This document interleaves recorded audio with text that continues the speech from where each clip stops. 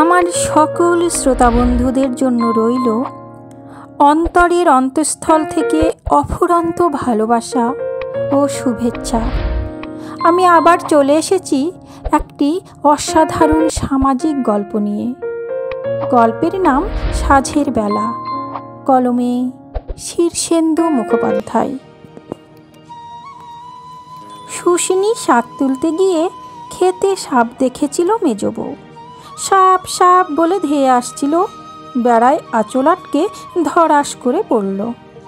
পেটে 6 মাসের বাচ্চা, তাই নিজের ব্যথা ভুলে পেট চেপে কোনো সর্বনাশের কথা ভেবে কেঁদে উঠল চেঁচিয়ে।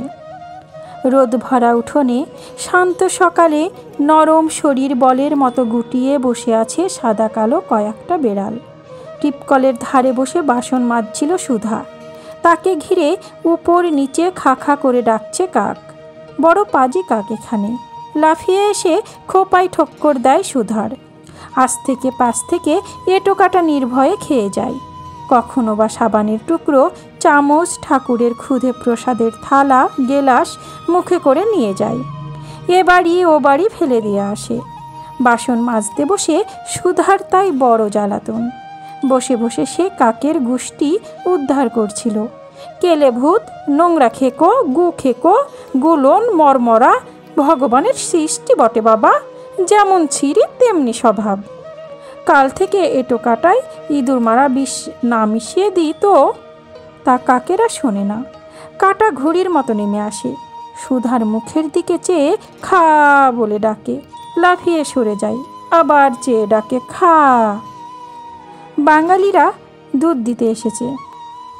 নোংরা ধুতি, গায়ে একটা নতুন সাদা ফতুয়া, কাঁধে নোংরা গামছা। অদ্ভুত দেখায় তাকে। দাঁড়িয়ে দাঁড়িয়ে সে গোপ চুমড়াচ্ছিল। দুধের ডেকচি এখনো মাজা হয়নি, ঝামেলা। একবার ডেকে বলছিল, এই সুধারানী, বর্তন ভইল, কেতো সময় লাগে তোমার? হ্যাঁ শুনে সুধা ঝামড়ে উঠেছিল। থাম তো তুই, খোট্টা খাল ভরা কোথাকার। আমি মরছি বটে নিজের জ্বালায়। বাঙালিয়া একটু হেসে খৈনির থুক ফেলে বলে, কৌয়া তো খুব দিক করে তোমাকে, একঠো বন্ধু মোলাও না। বড় বউ চায়ের কেটলি আঁচলে চেপে নামিয়ে কৌটো খুলে দেখে চা পাতা নেই। কুমুকে ফের পড়া থেকে তুলে দোকানে পাঠাতে হবে। একটু আগে একবার দোকানে গিয়ে পাউরুটি আর ছোট খোকার রসগোল্লা এনে দিয়েছে। মেজাজটা বিগড়ে গেল বড় বউয়ের। জানালা দিয়ে ধমক দিল সে, ও সুধা, কেবল বকবক করলে কি হাত চলে? বাঙালিয়া কখন থেকে দাঁড়িয়ে আছে, ওর তো আর বাড়ির গাহে কাছে নাকি? এই যে বড় বউয়ের মেজাজ বিগড়ালো। এর জের সারাদিন চলবে। একে তাকে ওকে সারাদিন বকতেই থাকবে, যতক্ষণ না আবার তার বর বিষ্ণুচরণের মেজাজ বিগড়োয়। বিষ্ণুচরণ ধৈর্য হারালে বড় বউ পেটায়। মেজ হরিচরণ আবার তেমন নয়। যতক্ষণ বাড়িতে থাকে ততক্ষণ বউকে দেখে। উঠানে হয়তো কাপড় মেলে মেজ বউ কল ধারে একটু রুমাল গেঞ্জি কাচতে যায় কি চুল শুকোয়, তখন হরিচরণ জানালার পর্দার ফাঁক দিয়ে কি কপাটের আড়ালে লুকিয়ে বউকে দেখে। কখনো কখনো আবার কোকিল স্বরে আড়াল থেকে বলে, কু। সেই শুনে আবার বড় বউয়ের বুক জ্বালা। বলে, এমন মাগি মার্কা বেটা ছেলে দেখিনি বাপু জন্মে। হরিচরণ আবার সেটা টের পায়। ডেকে বলে, বৌদি গো, বউ আমার খাবে দাবে বসে থাকবে, শুধু তুলবে পারবে বিছানা। যতীন এখন বুড়ো হয়েছে। হোমিওপ্যাথির ফোঁটা ফেলতে হাত কেঁপে যায়। 1 ফোঁটার জায়গায় 2 ফোঁটা 3 ফোঁটা পড়ে গিয়ে ওষুধ নষ্ট। লোকে বলে যতীন ডাক্তারের হাতের জোর নষ্ট হয়ে গেছে। ছোট ছেলেটা মরার পর থেকে ছোট ছেলে ব্রহ্মচরণ অবশ্য বাপের সুপুত্র ছিল না।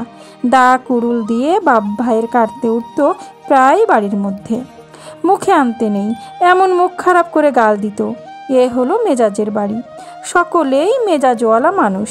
ব্রহ্মচরণ আবার তার মধ্যেই ছিল নুনের ছিটে। সে মরায় এ বাড়ির লোক বেঁচেছে। মরল কিভাবে কে জানে। নিরুদ্দেশ বলে রা উঠেছিল। তারপর একদিন ঝিলে তার শরীর ভেসে উঠল। সারা গায়ে ছোড়ার গর্ত। কোনো কিনারা হয়নি। কিনারা করার আগ্রহ নেই কারো। কেবল বুড়ো যতীন ডাক্তার আজকাল ঝাপসা দেখে, হাত কাঁপে, রাতে ঘুমোতে পারে না। উঠে উঠে বাইরে যায়, বিড়ি টানে, কাশে। অভ্যাস মতো যতীন ডাক্তার তার বাইরের ঘরে ওষুধের বাক্স নিয়ে বসেছে। রুগীপত্র বড় একটা হয় না, 2-4 জন গল্পবাজ বুড়ো এসে বসে আড্ডা দিতে। আর আসে দিন দরিদ্র 10 পয়সা 2 আনার বাকি খদ্দের কয়েকজন। সকালে 1 বাটি বার্লি গিলে যতীন ডাক্তার ডিসপেন্সারিতে বসে আসে। সামনে প্রায় 30 বছরের পুরনো টেবিল, তার ওপর 30 বছরের পুরনো ব্লোটিং পেপার, পাতা চিঠি গেঁথে রাখার স্ট্যান্ড, পিচবোর্ডের বাক্স, পুরিয়ার কাগজ রাখার কৌটো, আঠার শিশি, ওষুধের খুদে চামচ, এইসব রাখা। মাছি বসছে উড়ে উড়ে। যতীন ডাক্তার ঘোলাটে চোখে খোলা দরজা দিয়ে বাইরে চেয়ে বসেছিল। ঘরের সামনেই একটা সুরকির রাস্তা, রাস্তার ধারে একটা বাবলা গাছ। বালিরও এ অঞ্চলে বাবলা গাছ বড় একটা দেখা যায় না।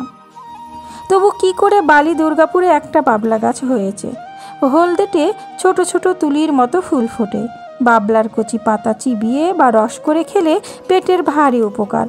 বাবলা গাছের ওপাশে আবার বাড়ির একসার, তার ওপারে রেলের লাইন। বর্ধমান কর্ডটি টিপ টিপ করে মাটি কাঁপাচ্ছে।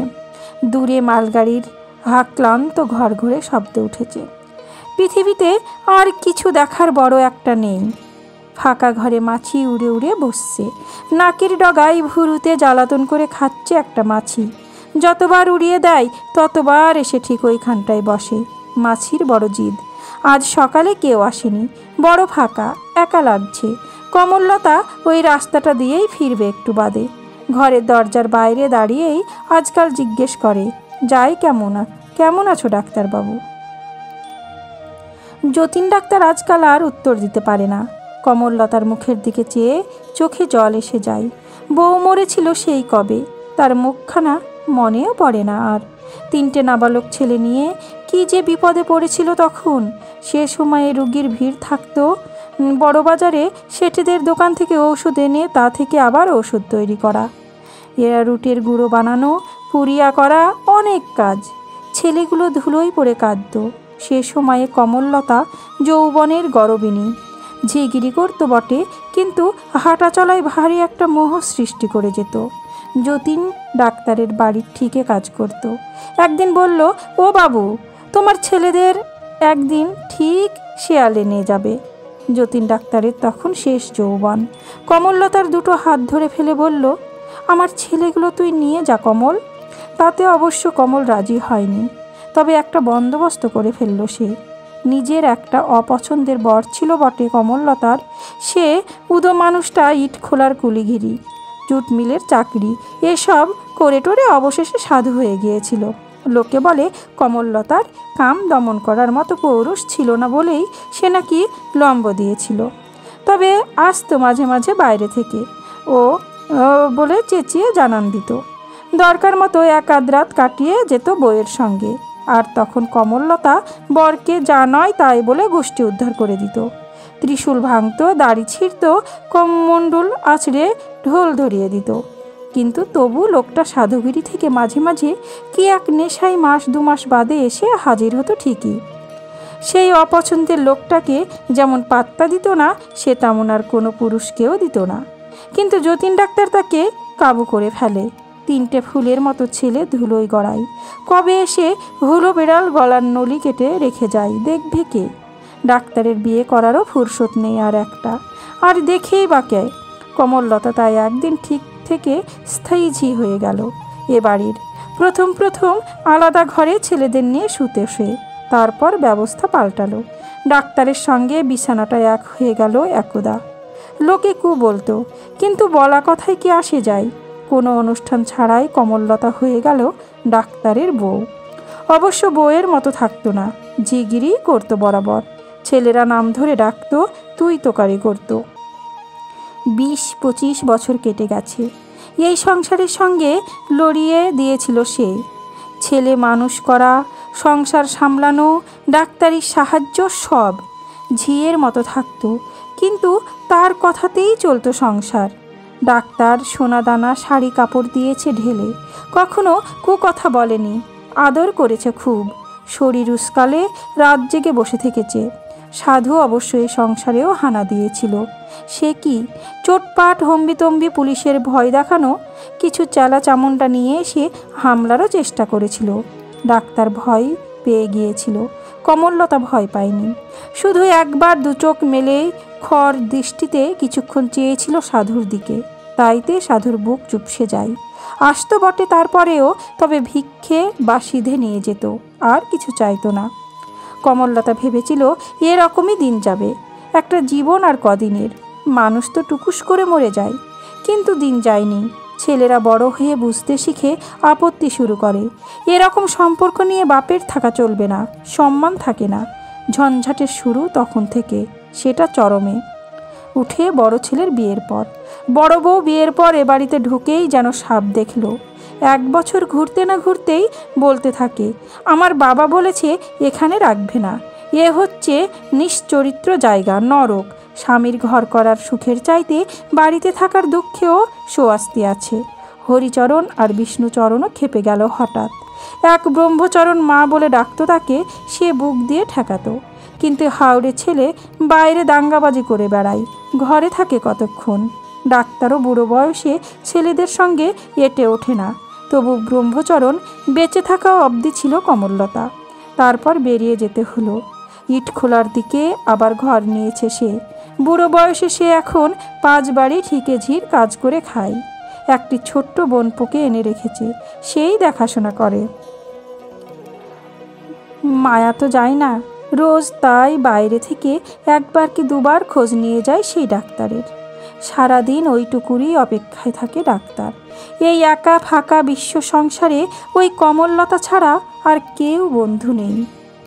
মাছিটা উড়ে উড়ে এসে বসছে, সুরসুরি পায়ে নাক বেয়ে নেমে আসছে, উড়িয়ে দেয় ডাক্তার। আবার টক করে এসে নাকের ডগায় বসে, নড়ে চড়ে হাঁটে। সকালবেলাটা কেমন আধার আধার মতো লাগে। নিঃশব্দ ঘরে শ্বাস পড়ে শ্বাস ওঠে। ভগবান! হরিচরণ মারোয়ারি ফার্মে কাজ করে, সকালে যেতে হয়, দেরি হয়ে গিয়েছিল। এই সময়টায় মেজবো নারায়ণী কখনো কাছে যদি থাকে ঠিক পালিয়ে বেড়াবে। নিজেকে দুর্লভ করার ওই হচ্ছে তার কলা কৌশল। পুরুষ মানুষকে জ্বালাতন করে না, খেলে আর মেয়ে ছেলের কাছা হয় না। 2বার 3বার কও ডাক ডাকলো সে, এই ডাকে 2টো কাজ হয়। বউকে জানান দেওয়া হয়, আবার বড় বউকে জ্বালানোও হয়। ডাল শুকো আর কাঁচা পেঁয়াজ লঙ্কা দিয়ে ফ্যানসা ভাত খেতে টক চাটেকুর তুলে হরিচরণ বিরক্ত হয়ে বসে থাকে। মুখখানা না দেখে বেরোয় কি করে? দিনটাই খারাপ হয়ে যাবে। কুমু আর রাখু, দাদার 2 ছেলে মেয়ে, হুল্লা চিল্লা করছে পাশের ঘরে। বিরক্তি, মেজাজ খারাপ থাকলে শব্দ সহ্য হয় না। এই বলে একটা ধমক দিল এ ঘর থেকে। লেখাপড়া ফেলে হচ্ছেটা কি? শব্দটা বন্ধ হলে আবার কু ডাক ছাড়ে সে। বড় বউ বোধহয় শুনতে পাই, বেঁকিয়ে ওঠে সুধাকে। তোমার আক্কেল দেখে মরে যাই, স্টিলের বাসন কেউ ছাই দিয়ে মাজে? দেখো তো দাগ ধরে গেল কেমন। হরিচরণ একটু হাসে। বড় বউয়ের মেজাজ ভালো নেই। ডাল শুকোটা আজ মেখেছিল নারায়ণী, একটু হিঙ্গের গুঁড়ো দিয়ে তেলে উল্টে পাল্টে বাসি ডালটার দিব্যি স্বাদ করেছিল। বড় বউ খাওয়ার সময় জিজ্ঞেস করলো, কেমন ডাল শুকো খাচ্ছ গো মেজদা? বেশ। তার আর কথা কি, কথাতেই বলে বউ রেঁধেছে মূলো, খেলে লাগে তুলো তুলো। আসলে নারায়ণী নিজের হাতে বরের ডাল শুখা করেছে বলে রাগ। হিন্দ মোটরের মেকানিক বিষ্ণুচরণ যখন সাজের ঘরে এসে আজ পেটাবে, তখন কেঁদে কেটে রাগ পড়বে। কিন্তু বউটা যে কোথায় গেল? মেজ বউ শাকের খেতে সাপ দেখেছিল। শুশনি শাক অযত্নে হয়ে আছে। এ সময়টায় জিভের স্বাদের কোনো ঠিক থাকে না। ফোটা ভাতের গন্ধে বমি আসে, আবার চামড়া পোড়া গন্ধ পেলে বুক ভরে দম নিতে ইচ্ছে করে। এই শীত আসি শরৎকালটা বড্ড ভালো। আকাশ কেমন নীলাম্বরী হয়ে আছে, গাছপালার রং ধোয়া মোছা ঝকঝকে। রোদ এখন লাগে কম। শীত রোদে নিশ্চিন্তে দক্ষিণের বাগানে শুশনি শাক তুলছিল মেজ বউ। লোকটা এখন বেরোবে, ফুঁসছে, তবু এখন কাছে যাবে না সে।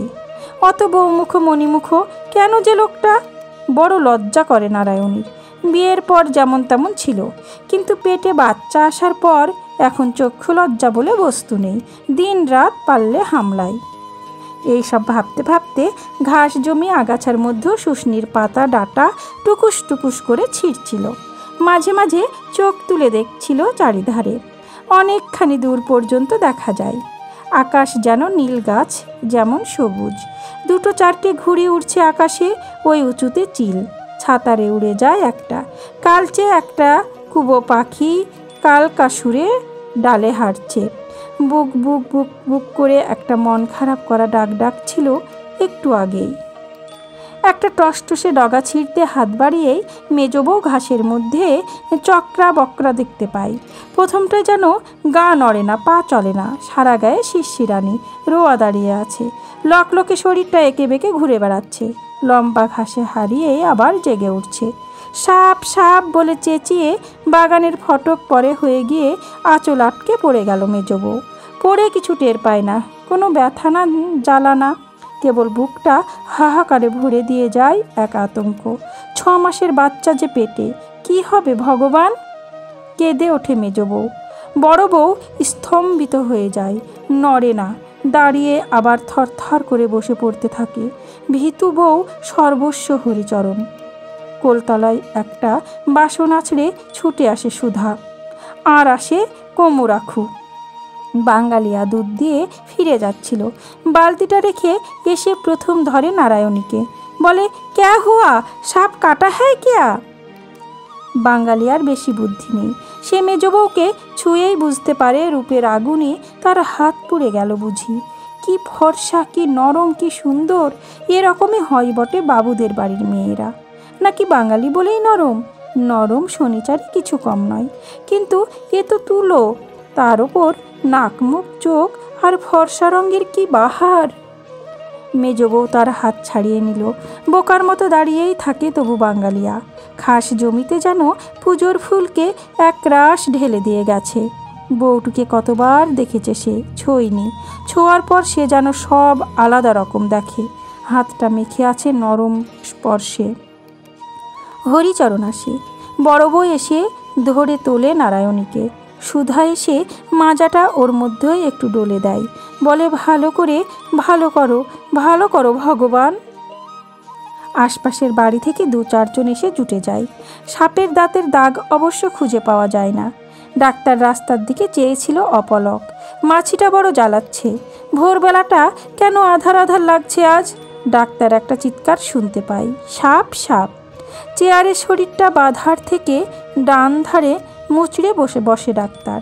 পা দুটো তুলে হাঁটু জড়ো করে বুকের কাছে। বাতাসে একটু শীত ভাব। সময়টা ভালো না। কে চেঁচালো, ডাক্তার ডাক্তার বলে? না, ডাক্তার বলে নয়, সাপ সাপ বলে। মেয়ে ছেলের গলা, কমল নয় তো? মাথাটা ভালো লাগে না ডাক্তারের। পেছনে জোর করে শব্দ ওঠে যেন। ডাক্তার ভয় খায় নাতি রাখুকে। মিষ্টি ওষুধের লোভে প্রায় এসে চুরি করে শিশিকে শিশি ফাঁক করে দেয়। একে শিশের মাদার টিংচার একবার শিশি শুদ্ধ খেতে গিয়েছিল। ডাক্তার পিছু ফিরে দেখে বেড়ালটা হুস হুস করে শব্দ করে। বেড়ালটা সবজে চোখ মেলে তার দিকে চায়। ক্ষীণ একটা শব্দ করে। কমল এদের পালতো পুষত। 2টো কমলের সঙ্গে গেছে, আর 2টো রয়ে গেছে। কেউ পারে না, পোষে না, আদর করে না, এরা এমনি থাকে। বাবা, একটা বুক ফাটা চিৎকার করে কে ঘরে ঢুকে। ডাক্তার চমকে ওঠে। মাথার মধ্যে একটা আলো যেন ঝলসে উঠেই নিভে যায়। মাছিটা ঠিক বসে আছে, জ্বর মাঝখানে নড়ছে হাঁটছে। বাবা, শিগগির আসুন। ডাক্তার বিরক্ত হয়ে মুখ ফেরায়। কে? আমি হরি। ও, চেঁচিও না। চেঁচাবো নাকি? আপনার বৌমার কি হয়েছে দেখে যান। তোমরা দেখো গে। হরিচরণ স্তম্ভিত হয়ে চেয়ে থাকে। তারপরে এই চরিত্রহীন অপদার্থ নাম ডোবানো বুড়োটার প্রতি তীব্র হিংস্র একটা আক্রোশ বোধ করে সে। 2 হাতে যতীনের কাঁধ ধরে একটা ঝাঁকুনি দেয় সে। কি বলছেন? ও যতীন নাড়া খেয়ে ভারী ভয় পেয়ে যায়। মাথার মধ্যে লাল আলো নিভে একটা সাদা আলো জ্বলে, আবার সাদাটাও নিভে যায়। শিগগির আসুন। কোথায়? আপনার বৌমাকে সাপে কামড়েছে। ভিতরে একটা হুলুস্থুলের শব্দ হচ্ছে। সেই শব্দ থেকেই বড় বউ গলা তুলে বলে, সাপে কামড়ালো কোথায়? কামড়ায়নি, পড়ে গেছে বাপু। হরিচরণ বাবাকে একটা খোঁচা দেয়। পড়ে গেছে, বাচ্চাটা নষ্ট হতে পারে, আসুন। পড়ে গেছে। যতীন বড় বড় চোখ করে চারিদিকে চাই। শালার মাছিটা ঠিক বসে আছে এখনো নাকের ডগায়, ছাড়ছে না। যতীন বলে, কি করব, একটু দেখুন। ডাক্তার ডাকো। ডাকতে পাঠিয়েছি, সে তো 2 মাইল দূর থেকে আসতে যেতে 3 ঘন্টা, তার মধ্যে কিছু যদি হয়ে যায়। ডাক্তার ভাবে ওষুধের নাম কিছুই মনেই পড়ে না। অনেক ভেবে বলে, থুজা 200। কি বলছেন? ডান দিকে ব্যথা তো, লাইকোপোডিয়াম দেওয়াই ঠিক হবে। ডান দিকে না কোন দিকে কে জানে, আপনি আসুন। ছেলের দিকে ভীত চোখে চেয়ে থাকে ডাক্তার। বলে, আমি কিছু জানি না বাপু, আমার কিছু মনে পড়ছে না। তার হাত ধরে একটা হ্যাঁচকা টান দিয়ে হরিচরণ বলে, তা বলে একবার চোখে এসে দেখবেন না? আপনারই তো ছেলের বউ। বিড়বিড় করে ডাক্তারবাবু বলে, ছেলে না ইয়ে, তোমরা আমার কেউ না। বলতে বলতেও ডাক্তার সঙ্গে সঙ্গে যায়। হ্যাঁচকা টানে বুকের বাঁদিকে একটা খিস ব্যথা ওঠে, মাথাটা দুটো টাল খায়, আলোটা দপ করে জ্বলে ফুস করে নিভে যায়। ভিতরের ঘরে লোকজন জুটেছে মন্দ নাই। মেজ বউ শুয়ে আছে খাটে, কোকাচ্ছে, শ্বাসকষ্টের কোকানি, চোখের তারা স্থির, মুখে গাজলার মতো কষ গড়াচ্ছে। বিড়বিড় করে যতীন ডাক্তার বলে, নাক্স ভূমিকা 200, শিগগির। হরিচরণ ছুটে যাচ্ছিল ডিসপেন্সারিতে ওষুধ আনতে। ডাক্তার মাথা নেড়ে বলে, না, ভুল। তবে সালফার 30। কী সব বলছেন? ভুলে যায় যে বাবা। হরিচরণ কি করবে ভেবে পায় না, হা করে চেয়ে থাকে অপদার্থ বাপের দিকে। যতীন ডাক্তার বিড়বিড় করে বলে, পুত্র আর মূত্র একই পথ দিয়ে আসে, বুঝলে? পুত্র যদি পুত্রের কাজ না করে, সে তো মূত্র নাকি? কথাটা অবশ্য হরিচরণের কানে যায় না, কিন্তু সে লক্ষ্য করে এই দুঃসময়েও তার বাবা বিড়বিড় করে বকছে। এরকম কখনো করতো না তো বুড়ো। পাগল হয়ে গেল নাকি? বাঙালিয়া বা হাতে খৈনির গুঁড়োর ওপর ডান হাতে একটা আনন্দিত চাপড় মারে। কনুয়ের ভাঁজ থেকে দুধের খালি বালতি ঝুলছে। মনে অনেক আশ্চর্য আলো এসে পড়েছে আজ। ভারী অন্য মনস্ক সে। একটা দেশওয়ালি গান গুনগুন করে গাইছে সে। হাতে একটা নরম স্পর্শ লেগে আছে এখনো। কমললতার সঙ্গে দেখা। ক্যা হো কমল দিদি, ও বাড়িতে কি হয়েছে রে বাঙালু? সাপও কাটা নেহি, গিরে বলল। কে? বহুজি, যান না, দেখিয়ে আসুন। বিপদে বারণ নেই। কমললতা তাই এদিক ওদিক একটু দেখে নেয়, ভয় করে। 25 বছর কাটিয়েও ভয়, তবুও সে ঢুকে পড়ে। কি হয়েছে বলে সে সোজা ঘরে ঢুকে যায়। কেউ কিছু বলে না, বারণ করে না। সাহস পেয়ে কমললতা বিছানার কাছে উপুর হয়ে দেখে নারায়ণীকে। মুখটা তুলে বলে, বড় বৌমা, একটু গরম জল করো, আর মালসায় একটু আগুন। এ কিছু না, ঠিক হয়ে যাবে। কেউ কিছু বুদ্ধি খুঁজে পাচ্ছিল না। কমললতার কথাই যেন বিশ্বাস খুঁজে পায় সবাই। বড় বউ ধেয়ে যায় রান্নাঘরে, চোখের জল মুছে উনুন থেকে হাঁড়ি নামিয়ে জল চাপায়। কমললতা সাহস পেয়ে মেজ বউয়ের মাথা কোলে নিয়ে বসে হাওয়া করে। বহুকাল বাদে নিজের হারানো জায়গাটা যেন পেয়ে গেছে কমললতা।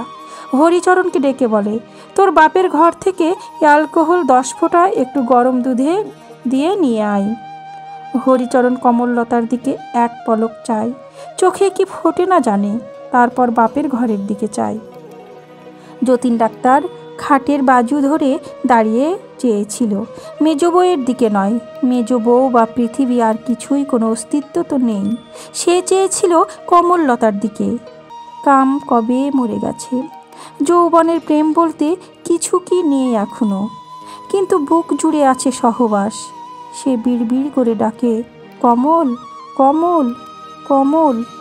বড় একা, ফাঁকা জগৎ। থাকো এখানেই, কেন থাকো না, থাকো। কমললতা যতীনের দিকে চাই। বুড়োটার চোখ ঘোলাটে লাগে যে, বিড়বিড় করে কি বকছে। আহা, ওরা কি আর যত্ন করে?